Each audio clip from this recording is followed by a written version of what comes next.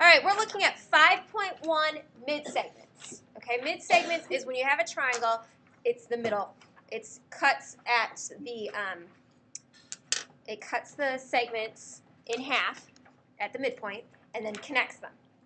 So let's draw a picture of that. If we have a triangle, here's my triangle. All right, so if I cut this triangle in half, each of these segments are in half. Okay? This would be, there are a bunch of different mid-segments up here. Here's one mid-segment.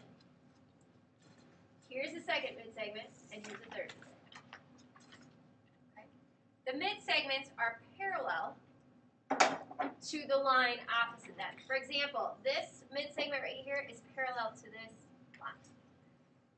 So this mid-segment right here is parallel to this line. All right, mid-segment theorem, the segments connecting the midpoints of two sides of a triangle is parallel to the third side, and it's half as long. So this red mid-segment right here is half the size of this blue line right here. Okay, so if this side is 10, the length of the little mid-segment is 5. If this little mid-segment right here is 4, this length is 8. There we go. Okay? All right. So this is all going to disappear for 1 second, and then we'll fix it. Okay. All right. So now we're going to talk about finding mid-segments. We're going to draw this triangle in this graph. So we're going to plot these points. -3, 0. So we go over -3 up 0, and we label it A. We've got B is 3, 6. And C is 7, -2. And it forms this triangle. Okay? So we're going to use the midpoint formula to find the mid-segments of two of these lines. Okay. So we want to find the midpoint from A to C. Okay, so we've got A is -3, 0, and C is 7, -2. The midpoint is x1,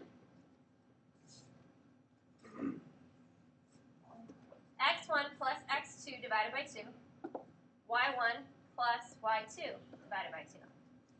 So -3 plus 7 is 4. 4 divided by 2 is 2.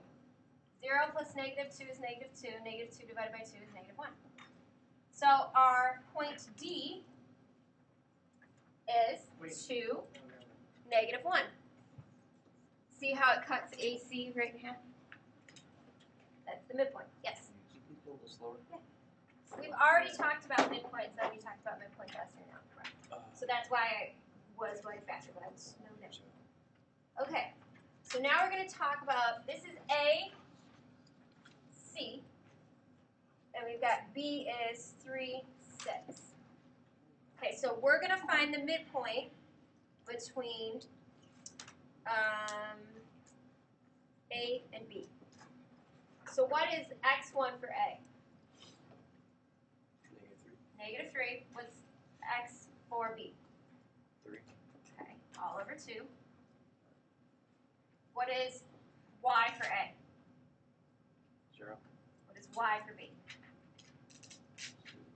6. Good. -3 plus 3 is 0. 0 divided by 2 is 0. 0. 0 plus 6 is 6 divided by 2 is 3. So this is point E. We've got D and we've got E. So we go over and we go up 0, excuse me, right or left 0, up 3. And right here we've got E. Now if we connect the two midpoints, we have created a midsegment. What do we know about this midsegment? We know this midsegment is half as long as what line? BC. BC, and ED is parallel to BC. So now we're going to use the distance formula to prove that ED is half as long as BC, and we're going to use the slope formula to prove that it's parallel. Do you want to prove it's parallel just by charting the slope on the graph? Okay. So if I go from this point to this point, I went down 1, 2, 3, 4 over 1, 2. What's negative 4 divided by 2? Negative 2. Okay, so B has to be the same. From B to C, I go down 1, 2, oh, I lost track already. 1, 2, 3, 4, 5, 6, 7, 8. And I go over 4, which gives us negative 2. So the slopes are the same. Okay.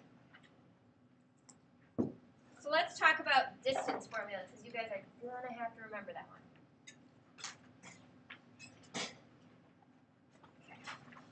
Okay. Distance formula, you should probably write this down, is the square root of y2 minus y1 squared plus x2 minus x1 squared. Does it matter if you do the y's first or the x's first? Yes. No, because it's addition, so it's commutative, so that it doesn't matter. It does matter that the y2's are first. Okay, so we're going to find the length of BC. Again, B is 3, 6, and C is 7, negative 2. So I'm going to find the distance. So I'm going to take this out, square root, x1, y1, x2, y2, negative 2 minus 6 squared plus 7 minus 3 squared. And we get approximately 8.9 something. All I did was plug that into my calculator. Yeah, well, I'll get out of your way, folks. Okay. So now I want to find the distance between E and D. So here's E and D, right? So I'm going to take the square root of 3 minus 1, which becomes positive, squared, plus 0 minus 2 squared. And I get approximately 4.47. So I know that ED is half of BC. Yeah. Yes. So that's 8. This is BC. Oops. This is BC. And this is ED. What's the weighted symbol? Approximately. Like I took the equal sign and made it weighty, so it means approximately. Because the decimal places are like 5 decimal places. When you put it in the calculator. Alright. Let's move on to example 2. Is everybody okay? We talked about the new, we didn't talk about anything really new. We talked about slope, midpoint, and distance formula. Okay, the only new thing we learned is that a mid-segment is the midpoints of 2 lines that are parallel to the opposite line and half the length. Okay, so that little distance formula that's off the side, what is that for? This right here, No, the other one. this right here, Yeah. this is the length of ED. And I can see that ED is half as big as BC. So if I times this by 2, I get approximately this. If I divide this by 2, I get approximately this. So you just divide it by 2. To see that they're approximately equal. Can you apply this to something? In real life, I don't know why you would need to take a midsegment of a triangle, but in a way, it could be like a shortcut.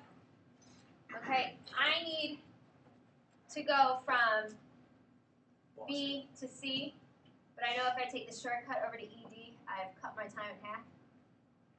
Okay, so it could be useful in directions like that. You would use this in architecture quite a bit. You need to know mid-segments.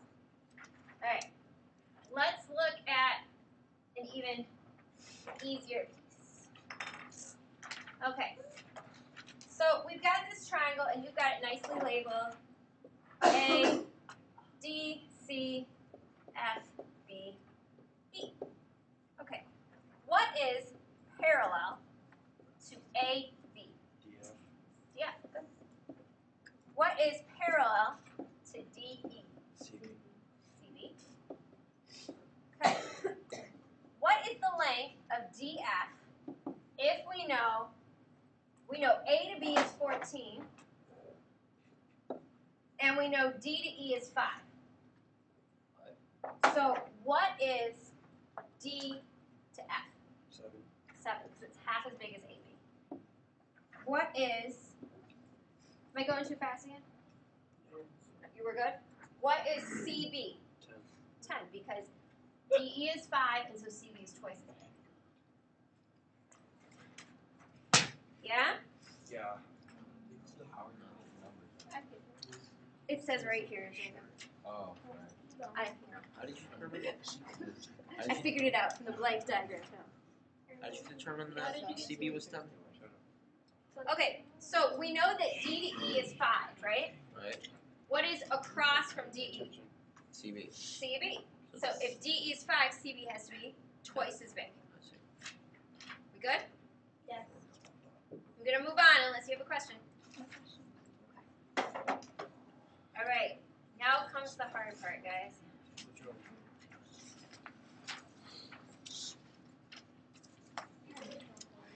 So I'm thinking this might not be your favorite thing in the world. No. Just letting you know that the stuff we're about to do, it's not a proof, Yay. but it's not super easy. Nope, chapter 5 uses proofs. When we get to chapter 6, we'll be done. All right. So the first thing I want you to do is we're going to plot. We're on the back. We're going to plot A, B, and C. A is -4, 1. If you have 2 different colors, it might be helpful, but if you don't, you'll be okay. Just write as neatly as possible. This is B. C is -5, 3.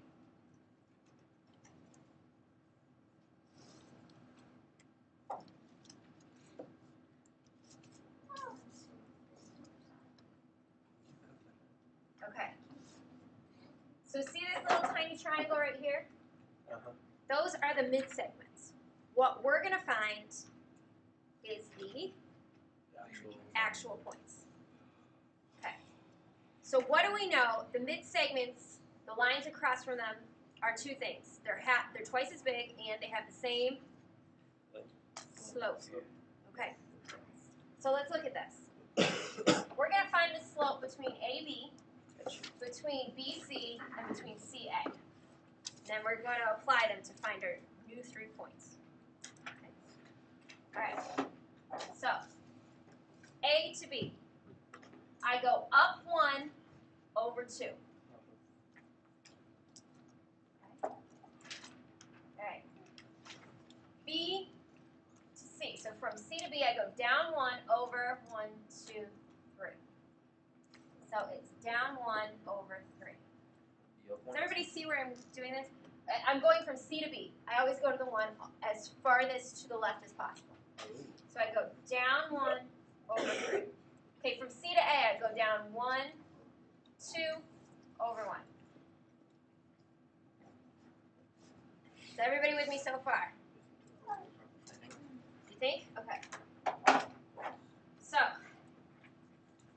let's look at AB. What point is across from AB?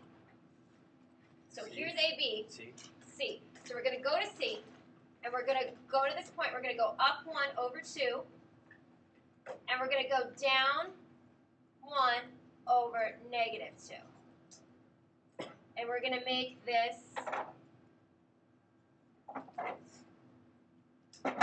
line right here. I don't get what you did. Yeah, I don't Okay. So I went to C, and I went up 1 over 2. And what's the opposite? 1 over 2 is the same thing as -1 over -2, right? Negative divided by negative is a positive. So I went down 1 over -2. Made those 2 dots, and then I made a line. I think you